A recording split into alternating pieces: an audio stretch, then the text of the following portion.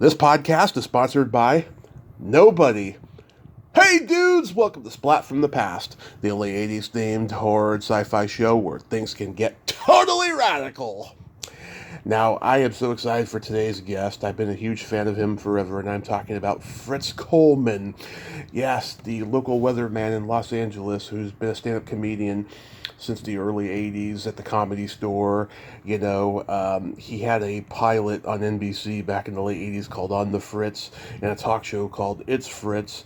And he currently has a podcast with another guest of mine, Louise Palanker, on YouTube and other downloading outlets, Media Path Podcast, where he interviews great people. You know, a lot of people that he's had on there have been on here as well, and he has a new stand-up special coming out. I don't know if it's his first or not. I'll find out. It's called Unassisted Living, and it's going to be a great talk today. Laurie DeWall, who arranged me and Shelley Herman's interview.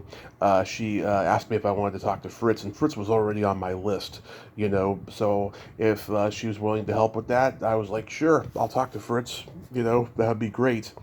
So it's going to be a great talk today. Like I said, I've been a fan a long time. I used to see him on an evening at the Improv and stuff. Also, too, rest in peace, Julian Sands. What a clusterfuck that is, huh? The Warlock himself is gone. They found his remains.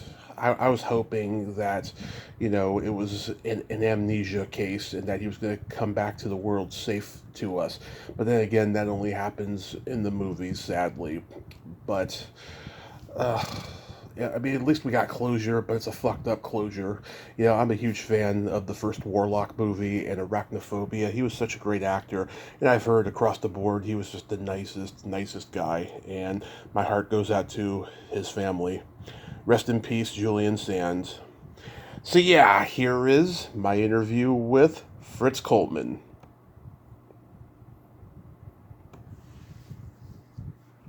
Hello. Hey, Fritz, welcome to the show. How are you today, sir? I'm doing well. Thank you for inviting me onto your show. Absolutely. This is such a great honor. Thank you for taking the time today. Great. How's it going? It is going spectacular. And I'd like to start by asking you Unassisted Living. Now, I know you've done one-man shows before, but is this your first, actual stand-up special? No. I've done, this is my fourth. Okay. I started doing what I call single-topic monologues about 25 years ago. Mm-hmm. And that is, I do a monologue that lasts an hour and a half, and I just talk, not specifically, but generally about one topic. My first one was about being a parent. My second one was about divorce. My third one was about news. And it's actually my fifth. My fourth one was my first one about aging, called Defying Gravity. And this is one post-retirement, post-pandemic. Oh my God, when will it end? Kind of a special. Oh, that's awesome. So was this something you started doing shortly before the pandemic or during?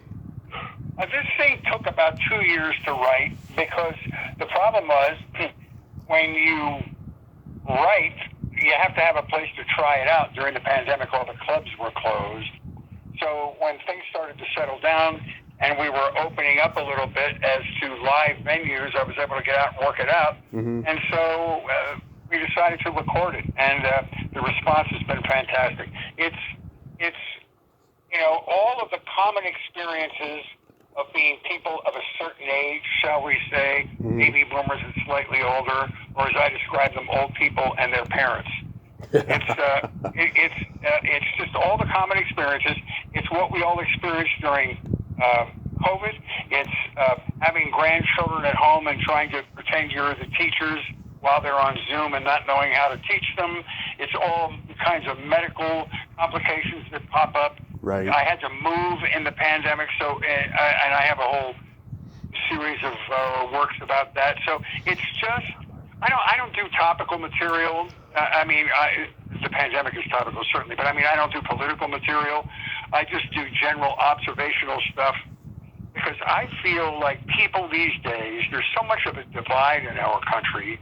The people these days just want to be taken out of their heads for a while. Yeah. Tell me something that's not going to assault my senses, and so that's what I do. And I had a lot of fun performing this live, and I'm so thankful that Tubi picked up on it. It's doing pretty well. Oh, that is fantastic. Where did you record it at? I recorded it at the El Portal Theater in North Hollywood, California. They're a legendary theater. I love theaters with history, and this one has phenomenal history. It started as a vaudeville club in the 20s. Bob Hope and Red Buttons performed there. Yeah. And it turned into a big, luxurious movie house. And Debbie Reynolds, who was born and raised in Burbank, used to ride her bike to this theater when she was 8 years old to see movies. Yeah. And then it became a performance space. And it's sort of my home base here in Southern California. So I decided to record it there. They have a smaller venue, what we call a waiver house, an equity waiver house, which is 99 seats and below. I recorded it in the smaller venue, which is called the Marilyn Monroe Forum, because I wanted intimacy. I wanted it to be more like a club, and we had cabaret tables in the front row, and it was more intimate, and I'm glad I did that. It came out very comfortably. Yeah, did you do like 2 shows in one night? Yes, exactly. Yeah, you got to do that. Chose and pick the best of both. Awesome. So going back in time, like I know that you attended Salem and Temple University, majoring in radio, film, and theater. Did you gravitate toward all that stuff early on in your childhood? I gravitated to performance. I wasn't sure how it was going to manifest itself. Yeah. All of my heroes in life were, television comedian, Johnny Carson, Bob Hope, all those guys, Carlin and Robert Klein, and I just love those guys for their ability to have so much power over the audience in making them laugh seemingly effortlessly. At the time, I didn't realize how much preparation and hard work goes into it, but I just loved that. I just thought it was a fantastic, magical thing that these guys did. And I was an only child, so I had this inordinate desire for attention. And so I decided at a certain point to make a living and go out and try to get the attention of strangers at 1 o'clock in the morning, and it's been a lot of fun. Who are the comedians you watched on TV? Well, George Carlin was my favorite. If you were to ask me who I thought the most inspirational guy in my comedy career, it would be George. I mean, the man was a masterful wordsmith. He advanced smart comedy. He was very prolific. I think he was the first and only person to do 10 HBO specials, and people have no idea the grunt work, the grind, the discipline it takes to write 10 one-hour specials.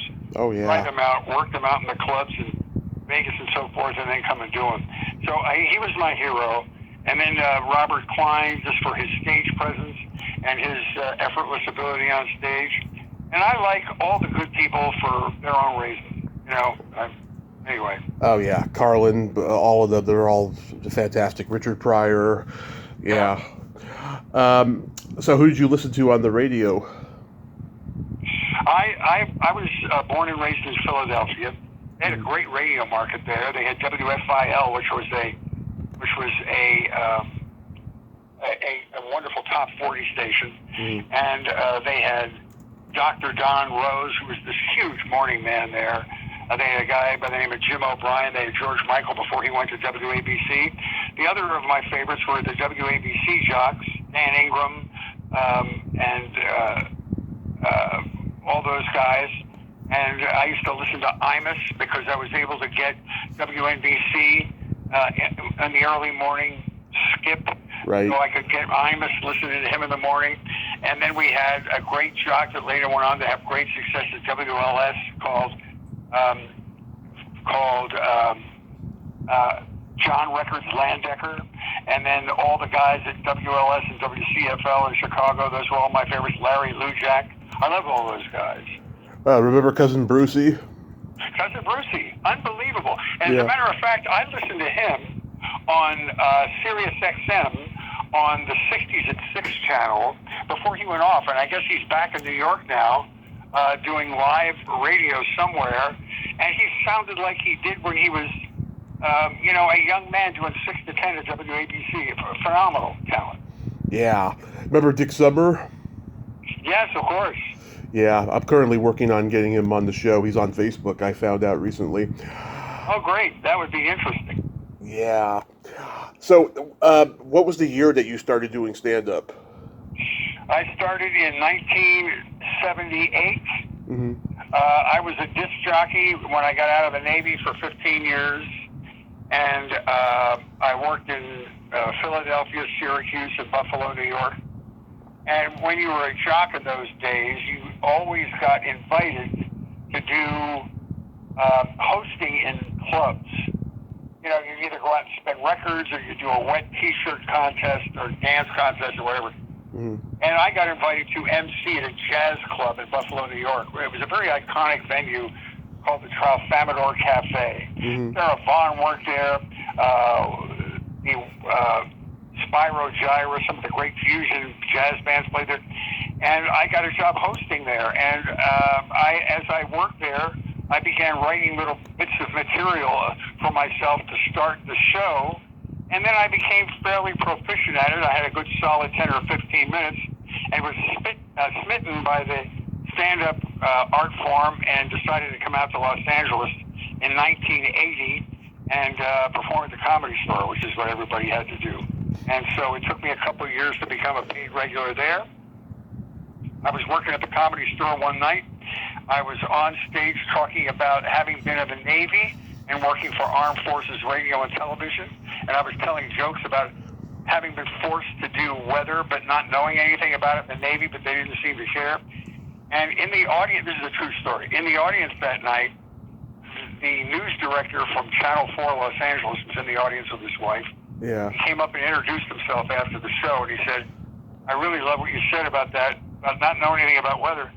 And he said, I'm looking for somebody to do some vacation relief work at Channel 4. I need a utility player, a guy who could fill in for my people when they're on vacation, and would you have any desire to do that? And I said, well, first of all, I said on stage that I don't know anything about weather.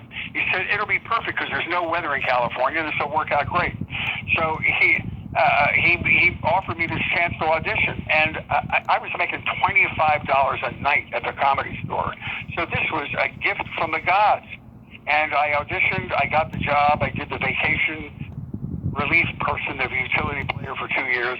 Then I was bumped up to the main weather job.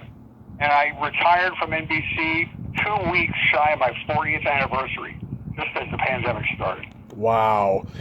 Yeah, I mean... Crazy amount of good luck, my friend. Yeah.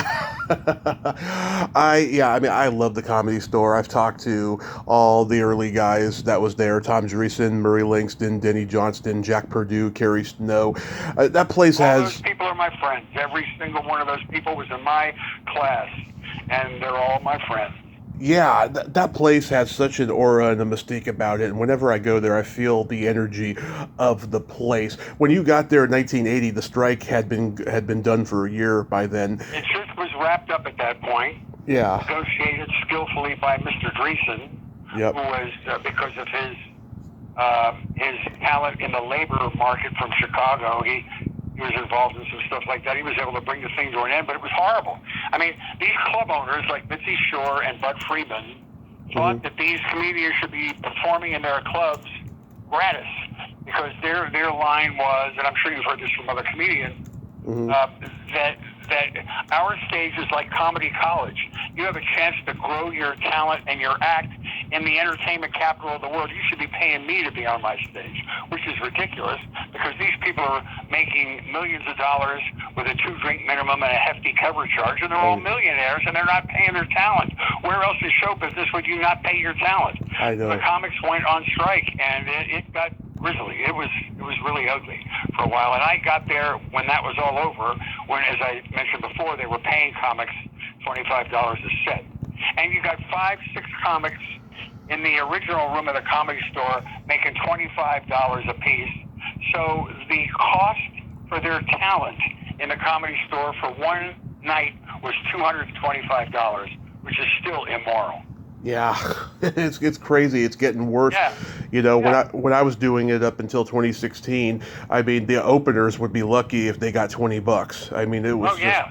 Oh, so you worked at the store as well? No. I was in the Bay Area. I was performing at the Improv in San Jose and Rooster Teeth nice. Feathers. Yeah. Yeah, and like, you know, openers, you know, they would be lucky if they got $20 some nights. I hate the bringer shows, you know. Oh, no, they didn't even do that when I started. Yeah. Bringer shows are an embarrassment. You They can are. only ask your friends to come out so many times, and it's a fake audience, and it's just awful. It's just awful. I'll tell you, when I came down here, they used to do these things called the Los Angeles Comedy Competition. Mm-hmm. They would do it for a week, and every night a different comedy venue would hold the competition. Well, all the San Francisco comedians, Dana Carvey, Bobby Slayton, Paula Poundstone, all these great Bay Area comics would come down here and win all the contests and then drive back up to the Bay Area. They were so good because the Bay Area actually treated the art form specially. The audiences were always there. There was plenty of work for these guys, and they really got good and came down here and killed us in Hollywood, the entertainment capital of the world. That was crazy. Yeah. Oh my God! When you got there, though, the place was on the path of being very dark because that's when Kinnison and Dice got there, and Precisely. a lot of those, a lot of the outlaws of comedy. Yeah. Yep. You're exactly right. Yeah. Did Mitzi like you? Well, she liked my act was good enough to be passed and become a paid regular. That's all I cared about. I never had an ongoing conversation with her.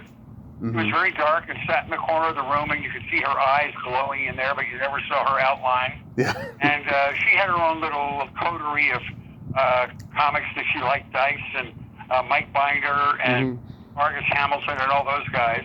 I was never part of that inner circle. But she let me work there, and I'll be in her debt forever for that. I'd get 2 or 3 spots a week, and that's all I wanted. Argus, what a genius. Every day on Facebook he's posting like 20 jokes he wrote that day, and each one's funnier than the last. One of the great current events comedians of all time. Yeah. He didn't have his struggles he did, you know, and which he is first to admit with alcohol and stuff.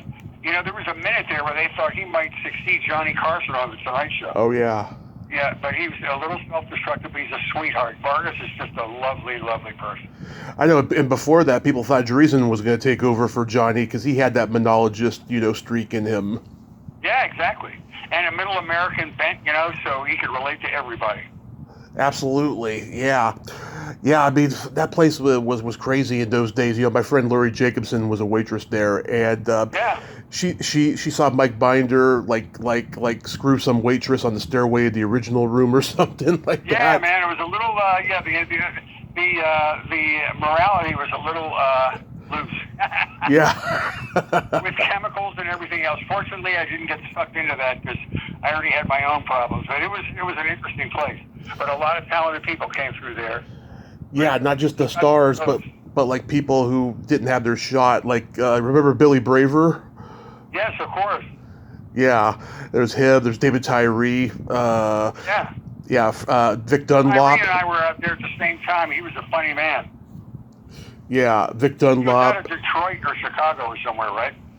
Is that his hometown? I think so. I know he was in Colorado before He L.A. used to work at the Comedy Store a lot, but he just never went to the next level of fame. He was very funny.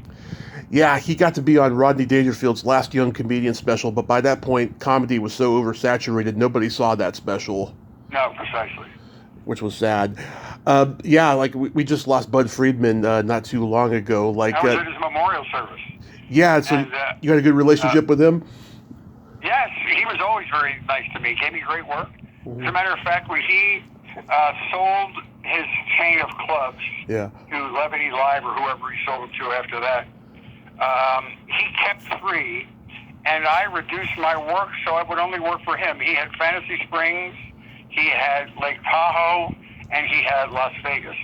And so I only worked those 3 because those are the ones Bud kept under his wing, and he would put me in all those places once a year, and I always had a good time. I worked at Harrah's, which was his Vegas club. Mm-hmm. The last week it was open, and it was brutal. It was so bad because across the street, Jay Leno was performing at the Mirage. Mm-hmm. Next to him was Treasure Island with Bill Engvall. Yeah. Across the street from that at the Valencia was Tim Allen. And then there's me that nobody gave a crap about working at Harrah's. So the audiences were very thin. There was too much of a comedy selection the last week there. Oh, and I bet those guys, they had a ball when they got together. Yeah. Wow. Yeah, I used to see you on an evening at the Improv when I was a kid, and that's how I first saw you and stuff. That was my first TV show. They gave a lot of comedians their TV break. I know even Dice got to do one where he was doing a cleaned up version of his HBO act later on. Yeah. He's actually a good guy too. I know him fairly well, and he's a great guy. He's nothing like his stage persona. He took a lot of heat from gays and minorities and stuff, but it's just an act. Yeah. And he took a lot of crap, and that beat his concerts down a little bit. But he was funny. I mean, he was the first comedian in history ever to sell out 2 nights in a row at Madison Square Garden, which is a pretty amazing accomplishment. Yeah, and I read his book. It's a pretty good read. Yeah. You got to do the Tonight Show with Johnny Carson several times. Was that a good experience? Oh yeah, it was. It's crazy. I'm not Jewish, but I always say to people, doing your first Tonight Show is like your comedy bar mitzvah. It's when you work your way into real show business after that. Yeah, I worked at NBC as a weatherman, so I was right in the same building as the Tonight Show. So I was on with Johnny, Joan Rivers, Jay Leno, and Gary Shandling. Whenever somebody fell out, they'd come and get me, and if I had a new 5 minutes, they'd stick me on. And it was a great way to do the show because you didn't have to sweat for 3 weeks worrying about it. It just happened like that day or the next day, so it was a great way to do that show. Yeah, and Jim McCauley, he found you and put you on. He was the man, yeah. Yeah. Wasn't he like a comedian or something? He was just a talent coordinator for many TV shows. He just had a great sense of comedic talent, and he would tell me over and over again. He'd say, my job is to help you hone a 6 minutes that Mr. Carson is going to like. The only thing I worry about is Johnny's reaction. That's my obligation. That's my employment. So you do jokes and you say, but that works really well in a club. He said, but Johnny's not going to like it. So, he was like the arbiter of Johnny's taste. But he got me on there, and he was very smart about it, and he carried me through. That's awesome. You got to open for Ray Charles. That must have been amazing. Yeah, it was unbelievable at the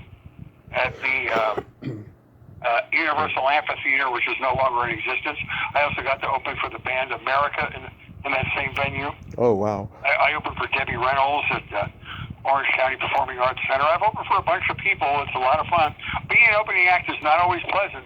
It looks better on paper because people are coming in and they're not always paying attention. And but it's quite an honor. Yeah, wow, that is so cool. Now, if I may get serious for a moment, coming from radio and traditional journalism on TV, you've seen the natural evolution of these mediums. Are you shocked at how corporate and dangerously hazardous it's become to our country's ears and eyes in over time? That's a very great description of what's going on right now. The news business has changed because of streaming television changing the whole dynamic. Streaming television is killing network television prime time. Right. That is everything from like 8 o'clock to 11 o'clock at night on your traditional channels, 2, 4, 7, 5, 9, whatever. Because TV suddenly has become a buyer's market and not a seller's market. Yeah. When I started, there were only 3 channels. You would go to whatever channel had something on. There would be appointment television, like we had Must See Thursday, where you'd sit down with your family and watch Seinfeld or the Bill Cosby Show or Cheers or something like that, and it was a family appointment television. Now, because of streaming, you don't have to care when the network is showing your show.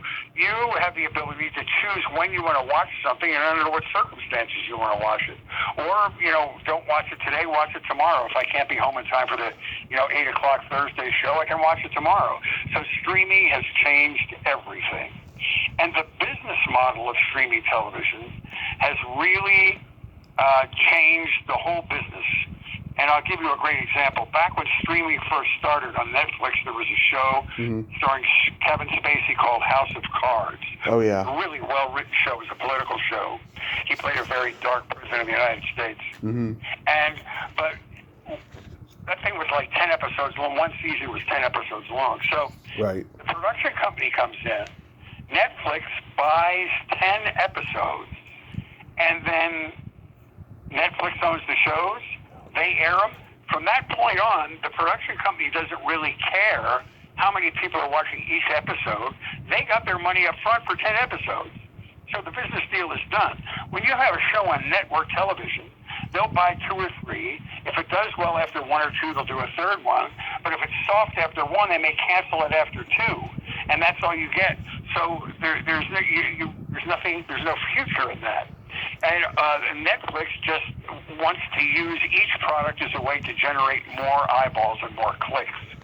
So that shows like House of Cards and the beginning shows on streaming are the ones that change the business model of television. And now network TV, that is the traditional ABC, NBC, CBS, are all feeling the effects of that. I know, it seems like podcasting has taken over the news medium where if you want to hear the truth, you have to listen to a podcast. And I'm surprised that, those major corporations that own the news outlets are like not trying to like put a stop to it.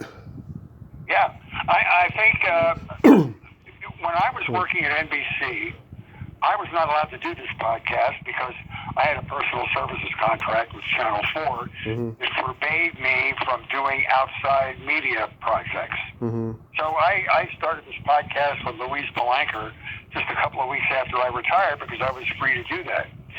So I think podcasting is the new radio. It's freer, it's more intimate, it's more interesting. You can go deeper on subjects and learn more, like you and I are talking about the medium now. You don't get anything that long form in radio anymore. There's too many commercials and it's too high energy and there's a lot of heat and no light.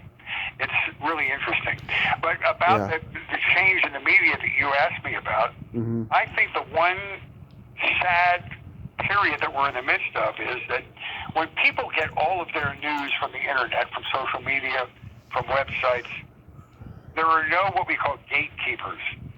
News in the local newscast and even the network newscast, they always had gatekeepers. They had editors and executive editors and people that would make sure that there was no slander or libel. They would make sure that all viewpoints are given the same amount of time. Right. But when you get all of your news off social media, some of the darker websites, or any place, Twitter, whatever, there are no gatekeepers. So you really don't know what the truth is about what you're reading. Yeah. If you aren't one that can go out and research an alternative opinion, and you're just a person that goes to find the news that sort of feeds your echo chamber, you're going to be a really underschooled person. And that doesn't make for great, voting in the United States and everything else. So that's the change in media that really scares me, is people are getting all their news offline, but there's no gatekeeping. There's no, due diligence. Nobody knows if what they're reading is true. I know. And I remember years ago, Larry King said, one of the reasons why he left radio was because he didn't like, how radio just became a soapbox of arguing and right-wing talk and just no conversations. It was just, madness. Somebody's out there banging their political drum, and again, it's all heat and no light. Rush Limbaugh proved that it's not even about what you say; it's the controversy you stir up. Right. And so nobody learns anything. Then you have people that are just listening to Rush because Rush does their opinion, and then nobody's getting an opposing viewpoint. It's really. It's sad, and I think it's bad for kids. Kids have to learn to take the responsibility to try to find a broad spectrum of information so they know what they're hearing is true. Absolutely, absolutely. I was on YouTube the other night and I watched On the Fritz. Oh my God. I thought it was funny. I thought it was interesting, because it was like a traditional sitcom with a variety show leaning to it, with all the musical bands performing every 5 or 10 minutes. Yeah. We had a great time. We were on it after Saturday Night Live on Saturday nights for 2 years. Mm-hmm. At 1 o'clock in the morning, we had higher ratings than the 11 o'clock news. We gave a lot of people their start in television. We gave Adam Sandler his first TV performance. Mm-hmm. We had David Spade. We had Jim Carrey. We had Sam Kinison Yeah. was on that show. We had all kinds of. It was really fun. It was really experimental local television. We had a wonderful time. Oh yeah, I saw you had Kathy Griffin in that episode. Oh yeah, yeah. Yeah, you said your chemistry was like Joan Collins and Don Knotts. She was so funny. Not as funny as she is now, though, man. That girl is brazen. Yeah, she was just getting her chops, sharpened at that time at the Groundlings. Yeah, Thomas Dolby on there. Suzanne Kent from the Groundlings was there. Yeah. Mm-hmm. And then you did stand up at the end. It was kind of like, what Seinfeld was doing in the early years of his show. Yes, exactly. That's precisely right. Yeah, so like after a while, NBC said, "No, this isn't working." Well, I'll tell you what happened. You know who killed our TV show? Who? Byron Allen. Oh, yeah. Byron Allen came up with a new business model and he did it with, I think he was the first owner of Evening at the Apollo or Late Night at the Apollo, right, and then a couple of other of his stand-up shows. And he came in and said to my boss, "I will give you this show free if you will just air 2 30-minute Ford commercials in between it." And my boss said it was a deal I couldn't refuse. Our show costs like $40,000 a week to do, which in TV money is nothing. But for a local TV show, where, the later you get in the day with the advertising, the less money it brings in, that was a lot of money. Mm-hmm. So it wasn't that our show failed miserably. It was the boss had a way to save a lot of money. And so Byron blew us out of our time slot. And it was sad because that was at the period of time when David Letterman was showing his repeat shows on E! Entertainment. Or right. no, Arts and Entertainment, A&E. Right. And they came to us and said they would like to negotiate with us to do the same thing, but we didn't have enough episodes. You had to have 60 episodes, and we only did one a week for a couple of years, so we had like 35 episodes, and we didn't have enough to syndicate, but that was our close brush with greatness. Yeah. And plus, too, I don't think the networks in 1988 kind of knew how to have a successful formula with a stand-up comedian having his show. No, that's 1,000% correct. They gave it to me to keep me from whining because I was a weatherman, but I was doing a good job, and they just did it to keep me entertained, and they let me do it. I had a blast. I learned so much. We had the Commodores on there. We had Edgar Winter sitting in. The lead guitarist of my band was Lawrence Juber, who was the lead guitarist for Paul McCartney and Wings. Mm-hmm. We had Bruce Gary as our drummer, who was with the Knack, My Sharona. We had Phil Chen, who was the bassist for Rod Stewart. We had because all these players were in town, and when they were off the road, they'd come and be in our show, and it was crazy. It was a gift. My only regret is that I wasn't a little more, a little smarter of a businessman, so I could have manipulated a better deal for myself at the end of that, maybe taking it somewhere else, but I was too dumb. And I didn't want to lose my gig because I had kids, so. Oh, absolutely. That's the most important thing at that time. You had a role in Perry Mason, The Case of the Telltale Talk Show Host. How did that come to you? Well, that's what you call stunt programming. Mm-hmm. In those days, they used to do like a movie of the week, and they had a deal where 2 or 3 times a year they would run a 2-hour Perry Mason episode. So they did a stunt program. This is on NBC. So they did a stunt where, how about if we have a couple of our local news people have roles in the Perry Mason episode, then we can cross-promote it. Our guys are going to be on the Perry Mason episode Friday night or whatever. So they hired Fred and I to be an irritating morning radio team. And they flew us up to Denver because Viacom had a non-union production facility up there. And we spent 2 weeks. Listen to this cast. The general there was always a murder mystery.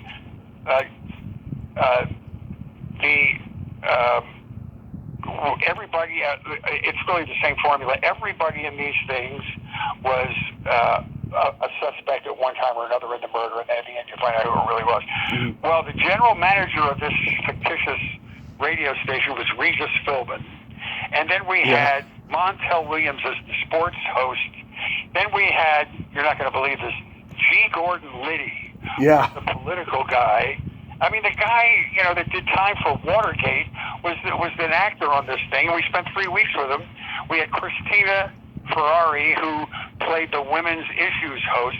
And we had all these people that were hosts of various shows, and we were all suspects in the murder of Regis Philbin, who was the general manager. And it was a really cool experience. And the thing about it was, at this point, what's his name? Perry Mason. Raymond Burr. Raymond Burr was really ill. He had kidney cancer or something. So nobody got to shoot live with him. And what he did was, we would all shoot our scenes around him. And then when we were all done at the end of the day, they would bring Raymond out. He's in a wheelchair. And he would stand there and do his lines to teleprompter.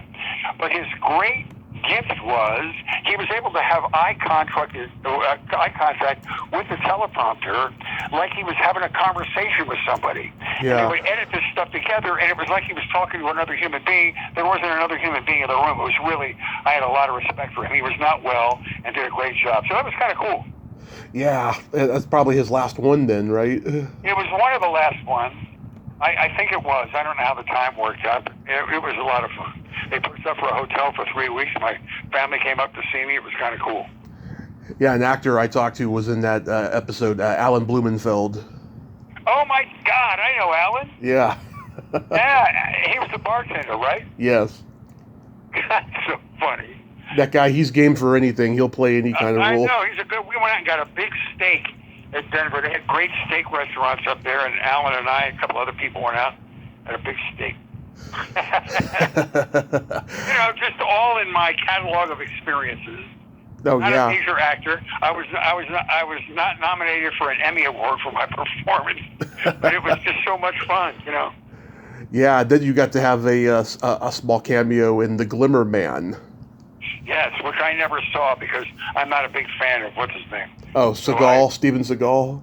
Yeah, I'm not a big fan, so I never even watched that. And I did that right in our studio. I didn't have to go anywhere to do that. I recorded the weather forecast they want me to do, like the apocalyptic weather forecast, and I just sent the tape over to where they were doing it, and they edited it into the show. Yeah, I've never been a big fan of him either. Then you get a special thank you at the end of Wake Up, It's Ron Burgundy. Right. Yeah, how did that happen? Yeah, so, boy, you really have done your homework, my friend. I'm impressed. Oh, yeah. So when when those guys were writing that movie, Adam McKay, the director, went to high school, the same high school I went to.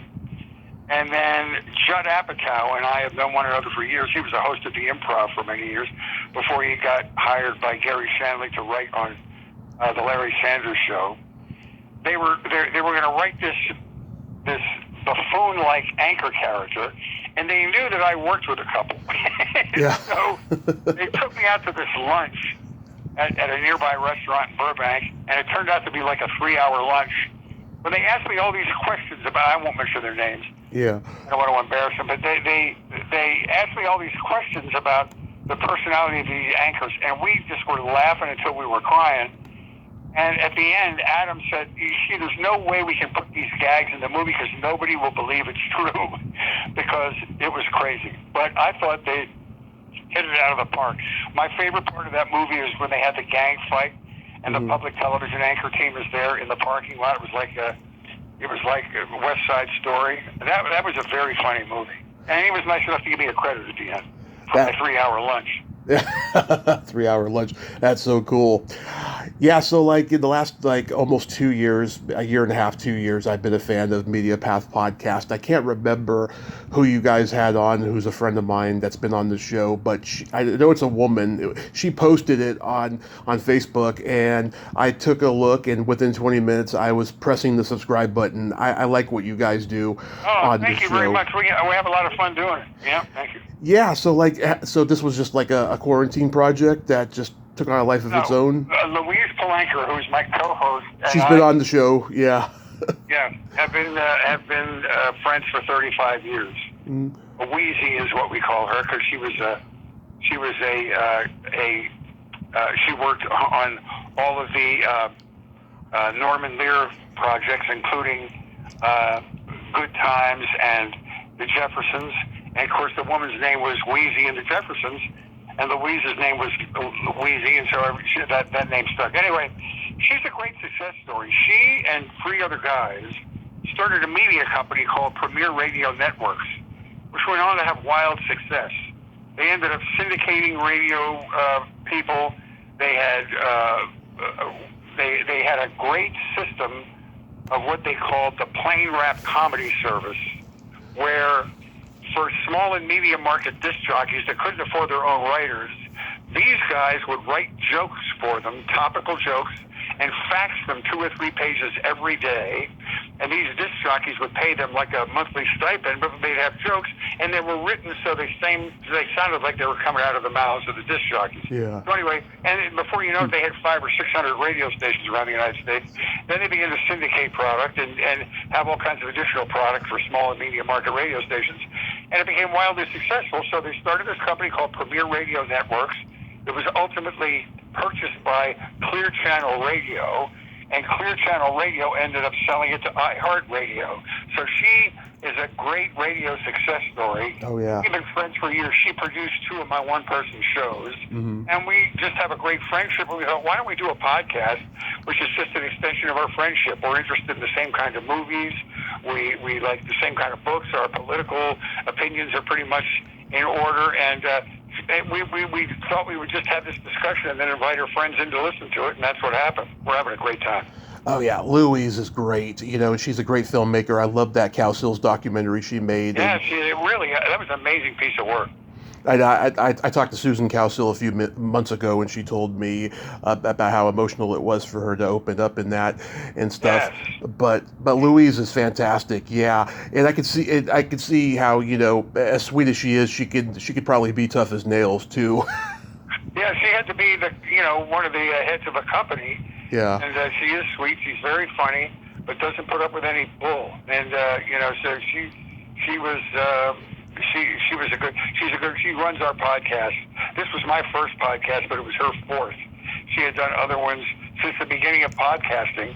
So she had this beautiful 4-station podcasting studio in her house, and she knew all the nuts and bolts of how to make this thing successful. And I just had to sort of surf on this wave, and I'm just having so much fun. Yeah, when we started the interview, I could hear a little bit of skeptical reluctancy in the way she said, "I'm great. How are you?" And then, like within 2 minutes, when I asked her about when she started drumming as a musician, she perked up, and then I had her for the next hour and a half. She was great. Oh yeah, she's a little shy. And Mm-hmm. it comes off as something different when you talk to her. She's hysterical. Yeah. She's a drummer and a guitar player. She taught my one son how to play drums and my other son how to play guitar. She does a lot of mentoring for children. She's a really good human being on many levels. Yeah, what I like about you guys too is that unlike a lot of traditional journalists who go into podcasting, you two are yourselves. You're professional, but you're yourselves. You don't kiss the guest's ass. You don't kiss up to your peers that you have on. It's a real conversation, and that's what I try to go for on this podcast. I like the real and not bullshit like a lot of traditional journalists who go into podcasting do. And I'm not the kind of person who will pretend. Who will interview somebody and pretend to like them. I can only interview people that I'm a fan of, really. I just... No, and you point out something great. It's what I had to do being a broadcaster is to learn to pull it back and be intimate and just make it a conversation. And I'm still learning how to do that. It's a very intimate medium, but that's what makes it so attractive. People think they're listening into, a private conversation. And also, the BS sticks out more on when you're allowing people to be more intimate. So you're right. You have to be real, and I think that's one of the keys. Yeah, I mean you've had so many great people on that I've also had on, like Tom and Laurie Jacobson, Kathy Ladman, Cynthia Levin, Mindy Sterling, Bruce Bellin, Joyce Bulifant, Dee Wallace, the Cowsills, Judy Norton, a Yep. lot of great people. Is there like a bucket list guest you would really like to have? Well, I mean, I don't have anybody in particular. What I'm happy about is we're up to like 150 episodes now, which is way below you, and we've been on for about two years. But what's happening, and I'm sure this happened to you too, after you do a couple of, say, mid-level clients, Mm-hmm. you gain the trust of the publicists. And when you gain the trust of the publicists, they will start to pitch you on some of their bigger stars, Yeah. their more noteworthy stars. And so we're finally getting to that point where people are coming to us more than we're having to beg them to come on, which is great. Oh, it's funny. During the pandemic, I had a lot of publicists reach out to me because word was starting to get out about how good and professional I am and stuff. And there was this one guy. He and I don't talk anymore because of this. It got to a point where he started pitching me people who are out of my demographic that are just like starting in the business. And when I listened to previous interviews, they got really nothing to say, and Yeah. they don't really have like a historical context for show business. And I told him, I said, yeah, these guys are out of my demographic and stuff. And so after a while, he stopped sending me people. And so I try to stick to just DMs on social media or emails and stuff, and it's worked well to my Very advantage. smart. Well, it's obvious you do your homework, and that's important. You have to know your audience and know what your strong subject matter is going to be, and you do that pretty well.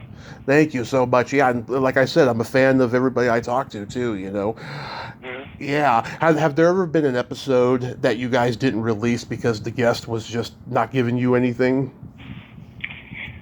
That hasn't happened yet, knock on wood. I mean, where the person was like irascible, was a bad temper, was, using monosyllabic answers and stuff. Yeah. We haven't had one of those yet, because the thing about having two people on there is Yeah. we can talk amongst ourselves if this guy's an idiot, Yeah. So we can do that. You, on the other hand, have the added burden of having to fill, by yourself, which is not easy to do when you have somebody that's not talkative.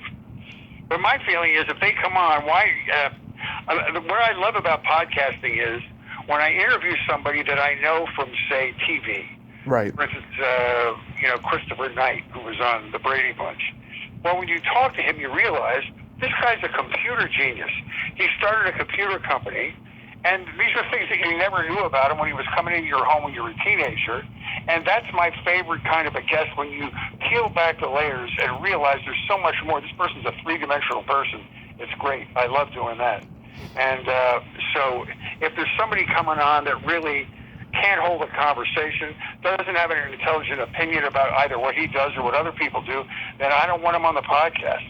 Oh yeah, I you know what, I've got to the point over the last 2 years or so where I don't care how much I love their work. If I listen to previous interviews they've done and they're just not with it, I don't want to talk to them. That's exactly it. It's not worth it. And I will tell you this though, I'll interview people who are icons and oversaturated, who do a ton of interviews and answer the same questions over and over again, like Adrienne Barbeau or Burt Ward from Batman, and they're great, but they just they're really not giving me anything new, right? But then there'll be that rare person who. And it's like doing one of those media junkets. It's always the same questions and the same answers. Right. If they're not giving you anything back, and what they don't realize is that just makes them look bad. It doesn't make you look bad.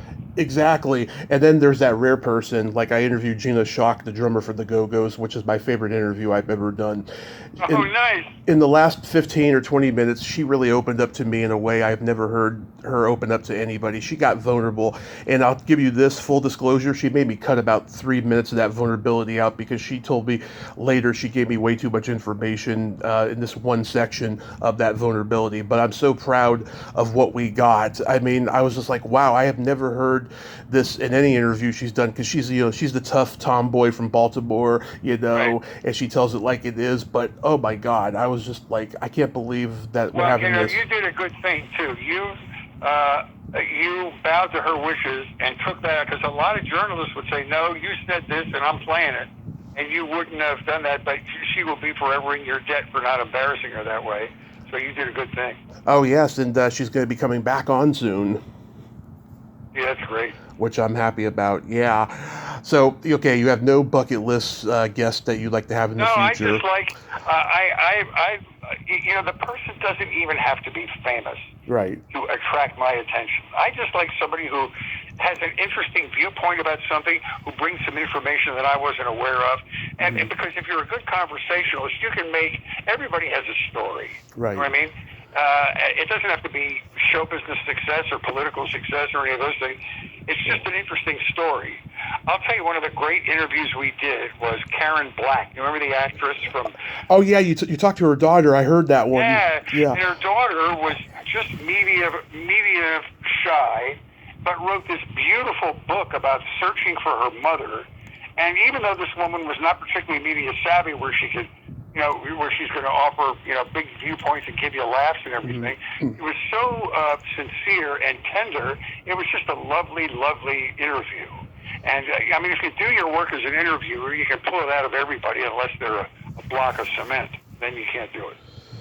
Yeah, that was a good one, and you guys didn't go into her reputation for being kind of difficult or being a Scientologist. You guys just focused on her work, No, the human part of that story to me was this. Mm-hmm. This young woman who was given up at birth by Karen, who didn't have the facility to raise a child at that point. Right. Spent a lot of her life looking for her birth mother, and then Facebook came along, and she was finally able to reach out. She found out Karen was her mother. Well, the symmetrical coincidence of that was that Karen was looking for her at the same time. And when this girl finally got to meet Karen, there was no judgment, there was no hesitation. Karen's whole family, including her husband, Karen's other children, they all just embraced this girl. It was such a sweet story of non-judgment, and we're just all humans. I mean, listen, my stepbrother was adopted, and there can be some really dicey interactions with family, birth families and adoptive families. That can get really scary. And they were both so sweet and lovely, and they just fell into one another's arms. And then the last act of the story was that she got to know Karen, and then Karen passed away from cancer. Mm-hmm. And it all happened at the end of Karen's life, which was a sweet ending to this very sweet story. That is spectacular. Do you want to drop a hint of who you got coming on this week?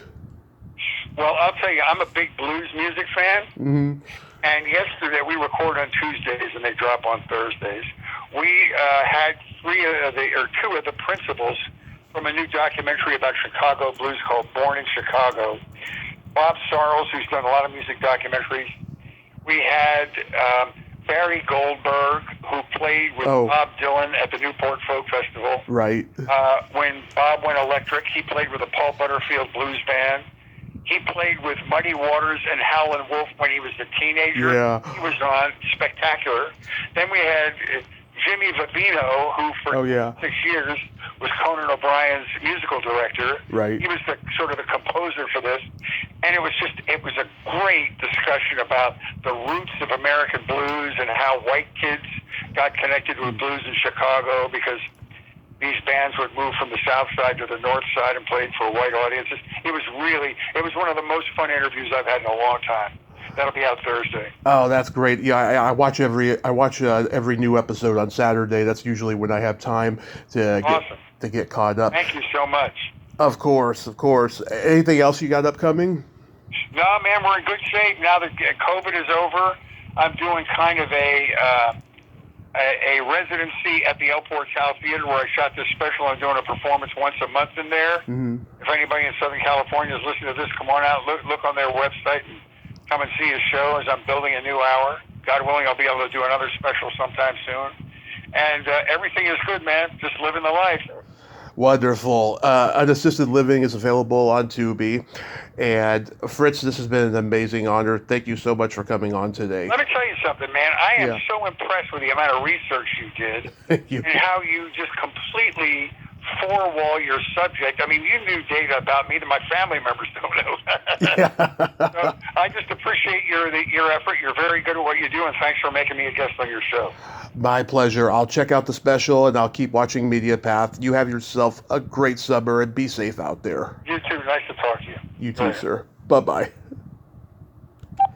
Well, there you have it. Fritz Coleman, ain't he a cool dude? Oh, that means a lot coming from Fritz. The compliments he gave me about my research and so forth. I am so honored that I got compliments from Fritz Coleman today. He's a great guy. Check out his special, Unassisted Living, on Tubi and MediaPath on YouTube and other downloading outlets. Well, until next time, this is Tommy Throwback Kovac saying there's no shame in living in the past, because the present sucks. Later, dudes.